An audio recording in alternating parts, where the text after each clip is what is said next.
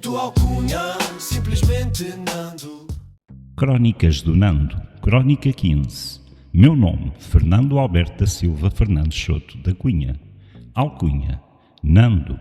Título, Destino, Porto Covo. Após a nossa saída apressada de Mourão, fomos então viver para uma quinta bem perto de Porto Covo.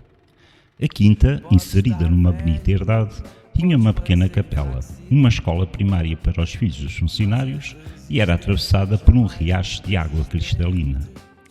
O Sr. Raul Figueiredo era o dono da propriedade e muito amigo do ex-patrão do meu pai, o Dr. Luís Lopes, e foi através dele que o meu pai conseguiu este trabalho. Ao transitarmos do Alentejo Central para o Alentejo Litoral, por estradas muitas vezes acidentadas, entre azinheiras e oliveiras, num sobe e desce de montes e montados, cá estávamos nós. Os meus pais, eu e os meus dois irmãos, o Rafael e a Sofia, para iniciarmos mais um capítulo da nossa vida. De todas as herdades onde o meu pai havia trabalhado, aquela era, sem dúvida, a maior e mais bonita. Fomos recebidos pelo Sr. Ricardo, capataz da herdade, que seria o chefe direto do meu pai.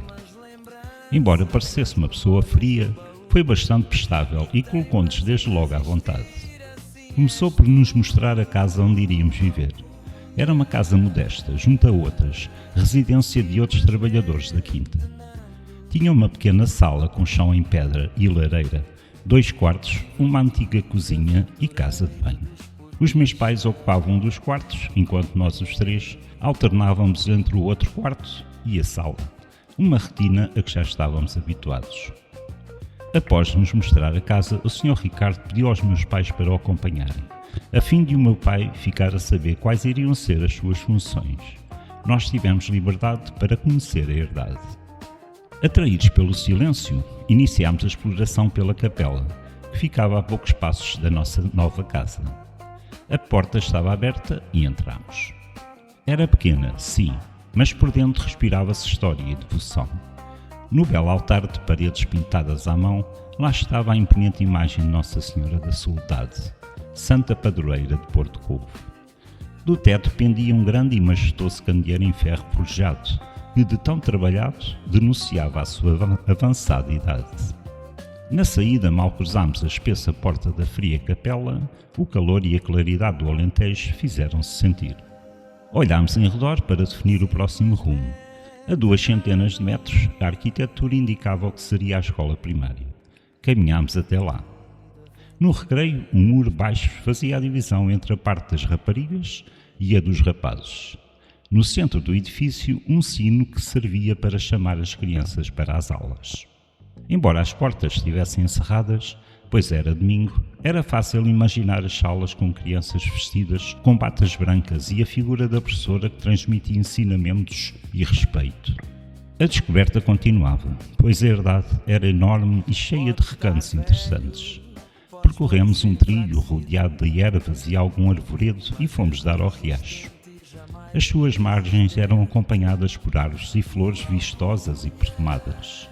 A água era tão translúcida que se viam os seixos e peixes no fundo. Não resistimos, tirámos os ténis, os pius, arregaçámos as calças e refrescámos os pés e pernas.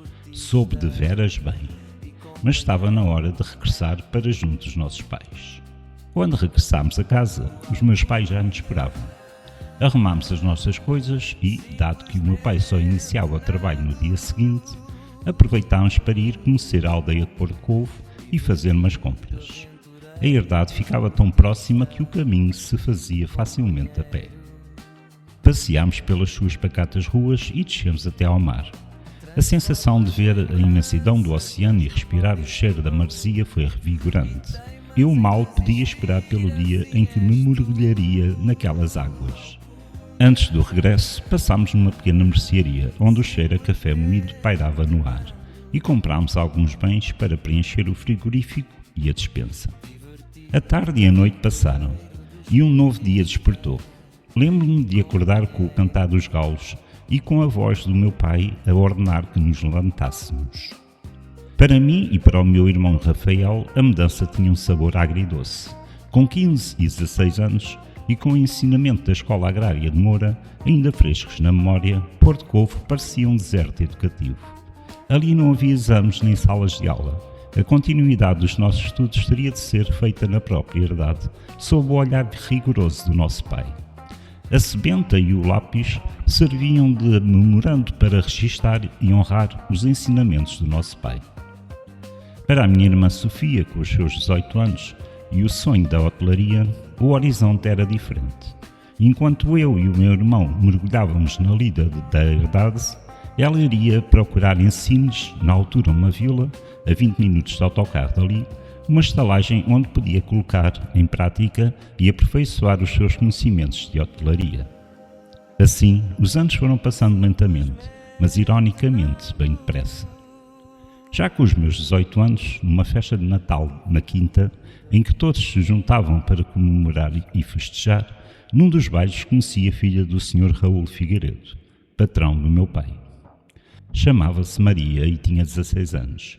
Era bela e simpática para todos nós. Trocámos por aquela ocasião umas simples palavras. O seu olhar e a ternurenta voz despertaram em mim algo mais. 2 dias depois, ao fazer uns trabalhos com meu pai e irmão junto ao riacho, a Maria estava lá. Andava a colher flores, como era seu hábito. Aproximei-me e, timidamente, cumprimentei-a. O tempo parou e ficámos à conversa. Não era só simpatia o que sentia por ela, era paixão, e tal seria recíproco da parte dela. Via-se no seu olhar, nas suas palavras. Fomos-nos encontrando por mais uns dias naquele lugar mágico, até que decidimos começar a namorar. No entanto, e dado que a Maria ainda era menor de idade, na época só aos 21 anos atingia a maioridade, ter de aguardar mais 5 anos era doloroso. Então acordámos que, quando fizesse 18 anos, eu iria arriscar a pedir a permissão aos seus pais. Fui trabalhando na quinta, aprendendo cada vez mais com o meu pai. Nos tempos livres ia para a praia nadar e desfrutar do mar.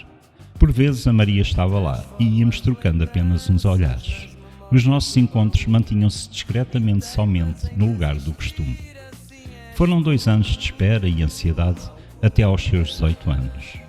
Então enchi o peito de ar e fui à casa da Maria pedir aos seus pais permissão para namorar com ela. Ao fazer o pedido a seu pai, ele olhou para a sua esposa, a Dona Teresa Albuquerque, e ambos sorriram. O Sr. Raul Figueiredo, com um olhar maroto, virou-se para mim e disse: "Já devias ter-me pedido há 2 anos." O sangue tomou posse do meu rosto. As minhas pernas tremeram. Se existisse ali um buraco, enfiava-me logo nele. Mas, após aquele momento de pânico, ele deu uma gargalhada e aceitou. Ufa! A Maria estava na Faculdade de Medicina em Lisboa. Só vinha a casa aos fins de semana. Normalmente ao final da tarde de sexta-feira. Embora a fosse contactando por carta, a semana custava a passar. Mas, claro, eu compreendia e apoiava a decisão dela. Os meus dias eram passados a trabalhar e a estudar na quinta, e sempre que podia e o tempo permitia, ia matar saudades dela junto à praia. A minha mãe, sabendo que gostava de música, ofereceu-me uma viola nos meus anos. Comecei a praticar e sempre que tinha tempo, escrevia uns poemas e tocava. Quando a Maria regressava à casa, aproveitávamos ao máximo para namorar. Íamos à praia, tocávamos músicas para ela, à beira-mar, passeávamos pela quinta e falávamos do futuro. Até que fiz os meus 21 anos e fui chamado para a tropa. Decorria a guerra do ultramar e tinha receio de ter de ir para aquela guerra, a qual não via qualquer razão. Mas lá escapei, vá lá saber como. Assentei praça no Regimento número 1 de Beja em fevereiro de 1967. Após a recruta, tirei a carta de condução militar e fiquei a prestar serviço como chofer do comandante. Durante o serviço militar, fiz amizade com um camarada que dormia na mesma caserna que eu. O Venceslau trabalhava na cozinha e, quando não estávamos de serviço, entretínhamos-nos a jogar às cartas no bar dos soldados. Ao fim de semana, apanhava o autocarro para Sines, viagem que durava, na altura, cerca de 4 horas, e o pai da Maria ia-me por gentileza buscar a Sines. Até Porto Covo era cerca de meia hora. Chegava à casa por volta da meia-noite. A essa hora a Maria já lá estava.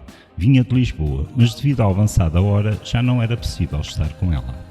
Então, no sábado, bem cedo, e como o meu pai me dispensava do trabalho, ia buscar a Maria à sua casa e desfrutávamos ao máximo o tempo juntos. Até que, decorrido 1 ano e meio, passei à disponibilidade da tropa.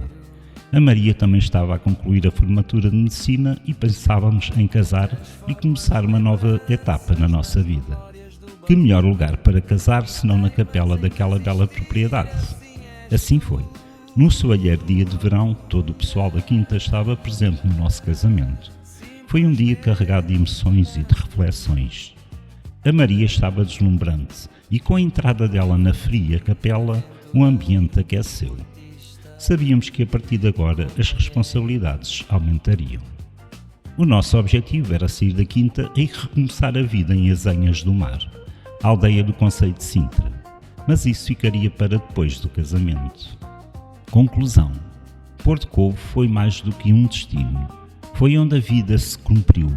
Entre o Cortel e a herdade, encontrei na Maria o meu verdadeiro norte.